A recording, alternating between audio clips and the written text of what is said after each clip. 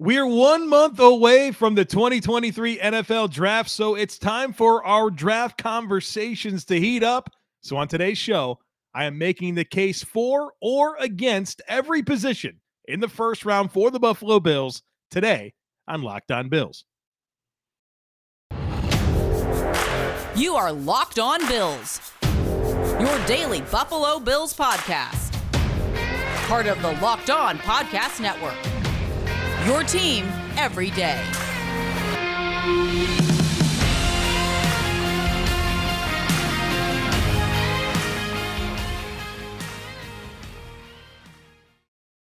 What's up, Bills Mafia? It's Joe Marino, author of Go Bills and Buffalo's Run, also the co-host of the Locked On NFL Scouting podcast, and I'm your host of Locked On Bills. I want to thank you for making Locked On Bills your first listen every day, and please be sure to subscribe or follow for free on YouTube or wherever you listen to podcasts. We're part of the Locked On Podcast Network, your team every day. Well, as I referenced in the cold open to today's episode, the NFL Draft is like a month away. And so it's time for us to really heat up our conversations about the Bills and this coming draft. And so I thought a great way for us to really start having those conversations was to consider the different position groups on the team and whether or not they should be in play for the Bills with their first round selection, which comes at number 27 overall. So we're going to go through each position and we're going to talk about the case for or against that particular position group as things currently stand.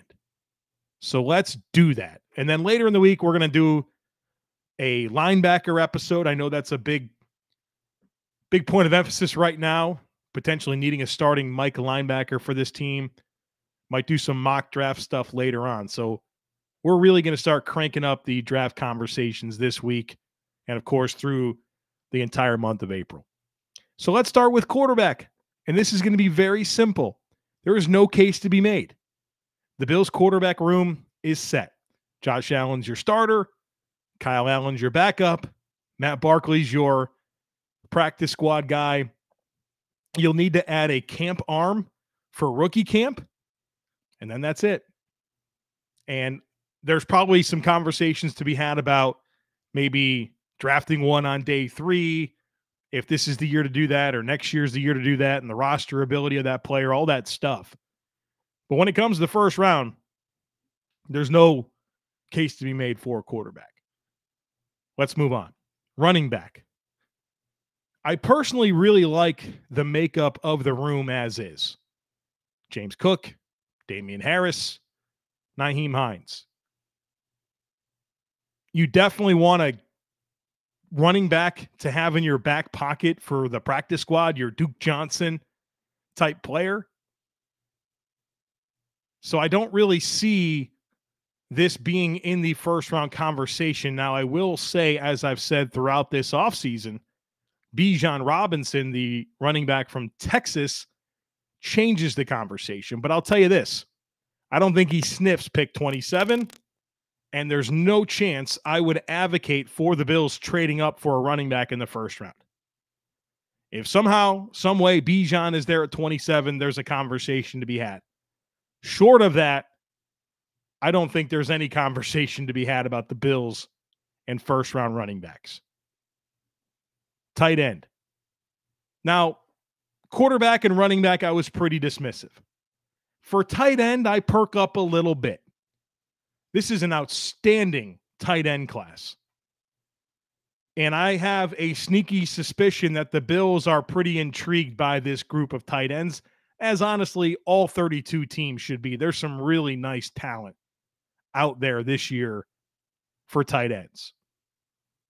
And Dawson Knox is obviously the Bills' starting tight end. They just committed a 4-year contract extension to him that's going to pay him an average of $14 million a season. The Bills' starting tight end situation is absolutely solidified. But I'm not going to forget those comments that we've heard from Sean McDermott about his affinity for tight ends and how important they are for a quarterback. And I remember a quote that he had at the combine one year, and he said, when I was in Carolina and it was third down, I knew we were going to get a first down because we had Greg Olsen, and I knew that he was going to get open and catch the football. And talked about how much of an asset Greg Olsen was to Cam Newton. And so we know he likes tight ends. We know that 12 personnel, meaning 2 tight end sets, was a staple of the Carolina Panthers offense when Ken Dorsey and Mike Shula were there together. Shula, the coordinator. Yeah, they had Greg Olsen and Jeremy Shockey. That was a big part of what they did. But as for this Bills team, picking a tight end in the first round, I think there's going to be value, but does it make sense? Is your best opportunity with pick 27 to improve your football team adding another tight end so that you can run more 12 personnel? Is that the best way to maximize that asset? Will they be able to maximize that type of an addition? You know, tight ends are typically a slow developing position group.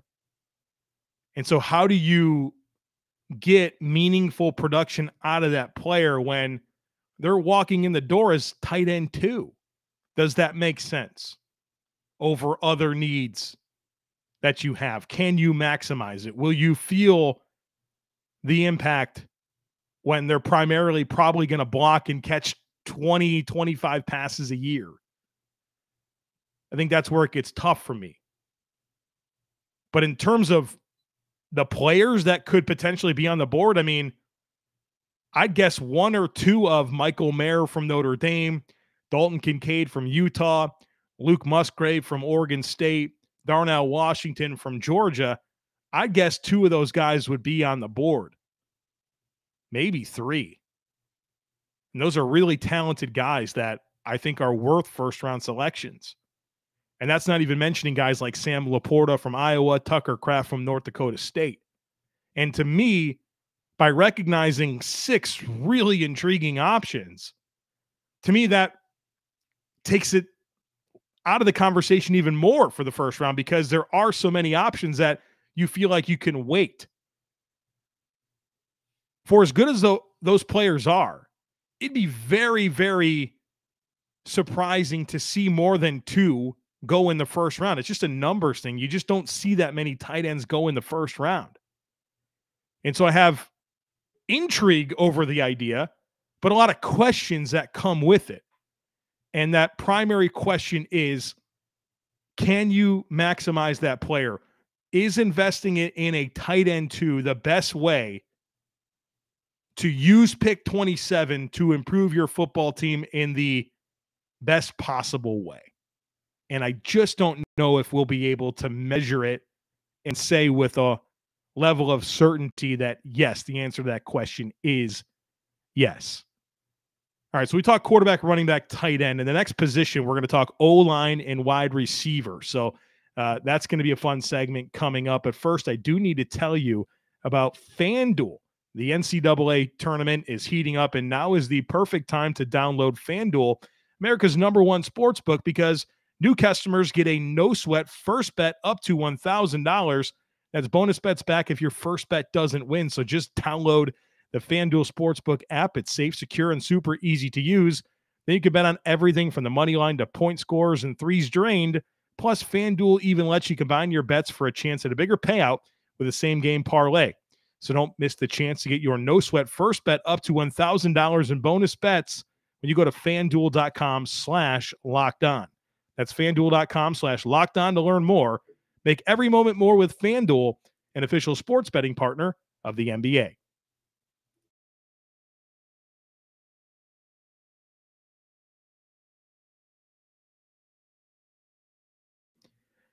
All right, let's get into some position groups where it gets a lot more interesting. Like the next one, wide receiver. Absolutely should be in consideration for the first round for a number of reasons. Obviously, I love more firepower. And on top of that, you've got Gabe Davis, who's your number 2 receiver, entering a contract year. And I think it would be wise of the Bills to get ahead of that, because are you really going to be able to pay Gabe Davis? Can you pay Diggs and Knox and Davis when it comes to volume pass catchers for your offense? So I think you got to take advantage of the opportunity to get ahead of it. And so I think you have the need to add long-term assets to implement in the passing game, and you have the room for it right now. You have the room for those upgrades right now. And a lot of what we're hoping for with this wide receiver core in terms of improved yards after catch, more ability to beat zone coverage, more of a vertical impact, is in the form of Deontay Hardy and Trent Sherfield. And I'm intrigued by those dudes. But they in no way, shape, or form take me out of the wide receiver conversation for the first round. The biggest question that I have about the Bills and a first-round wide receiver is going to be the value. Which wide receivers are really worth a first-round pick this year? Well, Jackson Smith-Njigba for sure. Not sure he touches pick 27. Maybe Quentin Johnson from TCU. Maybe Jordan Addison from USC. Zay Flowers from Boston College. To me, the best play at wide receiver may be to wait, because that doesn't even get into guys like Marvin Mims out of Oklahoma, Josh Downs from North Carolina, Tyler Scott from Cincinnati. There's guys here that you can potentially wait on and use that pick in the first round to go in a different direction and still get impact at wide receiver on day 2. And day 2 has been very kind to the NFL when it comes to finding wide receiver talent. DK Metcalf, Terry McLaurin, A.J. Brown, George Pickens, Deebo Samuel. I mean, I could sit here all day long and rip off day 2 receivers that have wound up being high-impact players for their team. And so I want more impact at wide receiver, but I'm willing to allow it to not be in the first round. Again, if Jackson Smith-Njigba's there or something like that, you sprint to the podium and you're real happy. But I don't think it has to be that way. I think you can wait there, especially this year. I don't think somebody's going to fall to you where you have to pick them. So we'll see who's on the board. I'm certainly very interested in some wide receiver upgrades. Don't think it necessarily has to come at pick 27. Now let's move on to the offensive line. We'll start with offensive tackle. And to me, the offensive tackle in the first round conversation really is centered around the Spencer Brown conundrum. I personally believe that the Bills are fully committed to him at right tackle. Whether it's the messaging from Brandon Beane, the opportunities that he's had, I think the Bills are in on Spencer Brown at right tackle.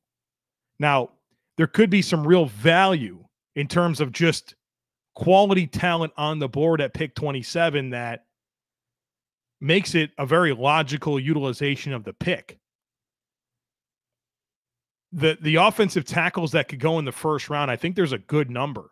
Broderick Jones out of Georgia, Paris Johnson, Ohio State, DeJuan Jones, Ohio State, Darnell Wright from Tennessee, Peter Skoronski, Northwestern, Matthew Bergeron, Syracuse, Anton Harrison, Oklahoma. There's a lot of guys.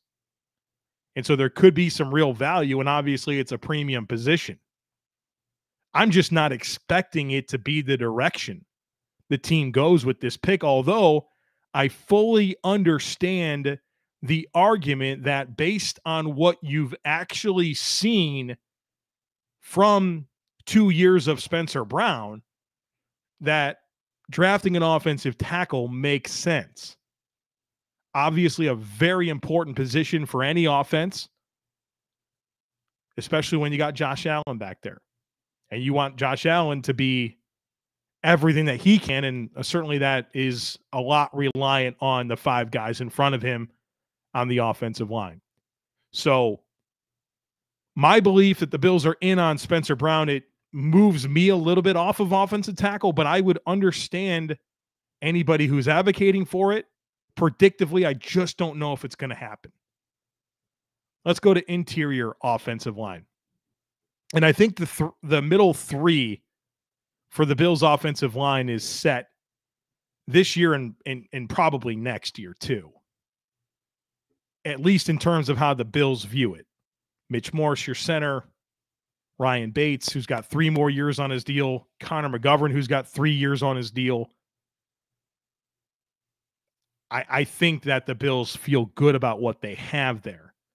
And the immediate impact component is going to be tough because I don't see the Bills drafting any interior offensive lineman that supplants a Bates, Morse, or McGovern in this lineup. As far as the options, you think about John Michael Schmitz from Minnesota, Joe Tippmann from Wisconsin.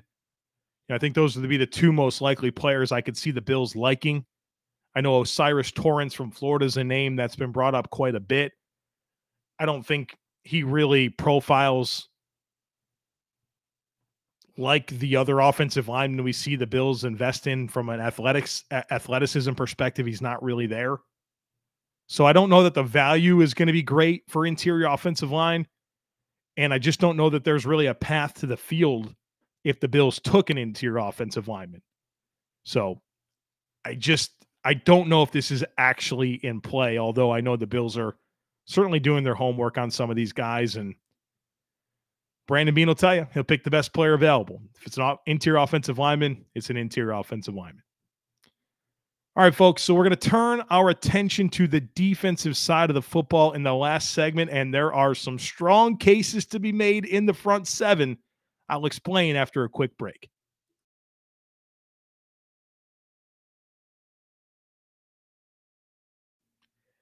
All right, in this last segment, we're going to talk about all the defensive positions, D-tackle, D-end, linebacker, corner, and safety. And we're obviously going to start with the front seven piece of the conversation. And I think there's a lot of need here in the Bills' defensive front seven. And I know that that doesn't make a lot of people happy. I know that people are hoping for all the investments on offense and just figure it out on defense. But man, oh man, this front seven right now is concerning to me. At interior defensive line, I think this is absolutely a possibility. You've got Daquan Jones, Ed Oliver, Tim Settle. That's it, under contract right now. And so you need a fourth guy right now. I know that you have Elianku and Braden Bryan and Cortez Broughton, those guys. They don't move the needle for me for a defensive tackle 4 that's going to play a 30-year defensive snaps. So you have those 3 guys right now. You have the need for a 4th player in your rotation right now. And just as concerning as that is, none of those players, Jones, Oliver, or Settle, are signed beyond this year. And so I think this is absolutely in play for the Bills and should be. Some names to keep in mind here: Brian Breezy from Clemson, Mozzie Smith from Michigan, Keanu Benton from Wisconsin. I think all 3 of those players are in the conversation for the Bills in the first round at defensive tackle. Need help now, and you need a ton of help beyond this year. At defensive end, I'm not sleeping on this position group either. You've got Greg Rousseau, who's a nice player. You got Von Miller, who's coming off of an ACL tear. I'm optimistic that he's going to be ready to go, hopefully for week 1, maybe just a short stint on the PUP list. I'm not exactly sure what to expect here, right? Every ACL recovery is different. And he's an older guy, right? He just turned 34. What's going to happen here? Last year when Von Miller went down, Shaq Lawson started opposite of Greg Rousseau. Well, Shaq Lawson's not signed. So the player that the Bills told you they thought was the second best defensive end on the team last year when Von Miller got hurt, he's not around. And so you have A.J. Epinesa, who's in a contract year. You've got Boogie Basham, and that's it. Right now, you're looking at a situation where if Von Miller misses time at the beginning of the season, it's Greg Rousseau and A.J. Epinesa as your starter, Boogie Basham as defensive end 3, and Kingsley Jonathan as defensive end 4. That's not good enough. It's a deep edge class, and I think the Bills should participate in this deep edge class in the first 4 rounds. And if there's a guy that they like at 27, would not surprise me. Would not surprise me at all. At linebacker, obviously a huge need. It's an obvious need. There's no Tremaine Edmonds, and there's been nothing done to replace him. You're currently looking at a 3-way competition between Tyrel Dotson, Terrell Bernard, and Balen Spector to be your Mike linebacker for a team with Super Bowl aspirations. Yikes. The first round options, though, I will say are slim. We're going to talk about this potentially on Wednesday. I'm going to do an entire episode on linebacker options for the Bills in the draft. But legitimate first round options are pretty slim to me. Jack Campbell from Iowa obviously pops. Drew Sanders is a linebacker that I like a lot, but there's not a whole lot of Mike reps or stack linebacker reps. He's kind of a walk-up linebacker playing on the edge kind of guy. What's his coverage range? What's his ability to be that middle of the field coverage guy that you need? Can he actually play downhill and process from a Mike position? I don't know. We'll talk more about it on Wednesday. But I don't love the depth of linebackers in this class, and the need is so obvious. The value is going to be the question. If Jack Campbell's there at 27, can you afford to not pick him?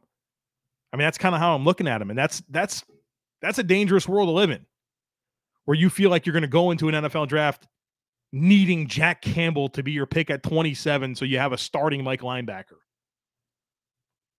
Maybe Dotson and Bernard are better players than I think they are, but I got a lot of concerns about this.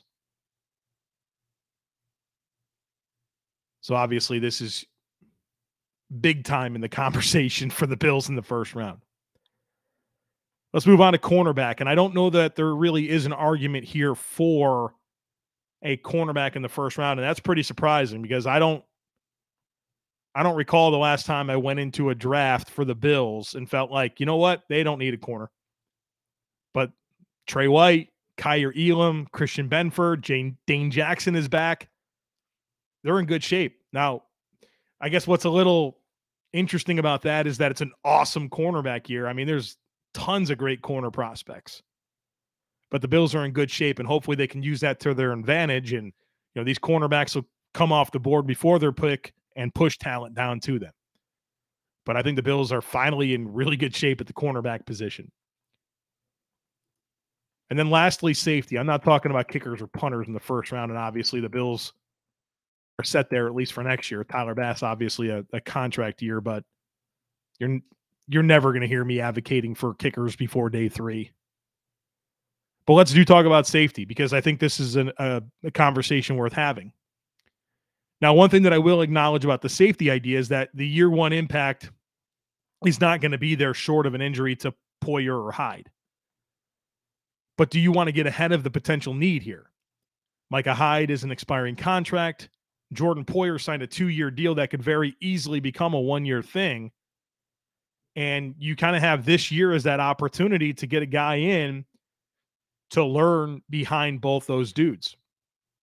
Since he did this last year, since he took Daxton Hill with their first round pick and played him very sparingly, but they knew that they had Jesse Bates and Von Bell on expiring contracts, and they wanted to have somebody in-house to be able to be groomed and step in for those guys if they lose them both. Well, they did. They lost both players. Jesse Bates is on the Falcons and Von Bell is on the Panthers. they probably are very happy that they have Daxton Hill ready to step in and replace one of them. So the Bills could do a similar thing this year with the safety position in round one. Now, I think what's different this year is what's the value at safety going to be in the first round? To me, it's Brian Branch or nothing when it comes to round one safeties. Now, there's plenty of options beyond round one that intrigue me. Sidney Brown from Illinois, Jamie Robinson from Florida State, Brandon Hill from Pitt I like a ton. There's a lot of guys that I'd advocate for the middle rounds, but in terms of this being a legit first-round investment, to me at safety, it's Brian Branch or miss me with the other players that you would pick in the first round at safety.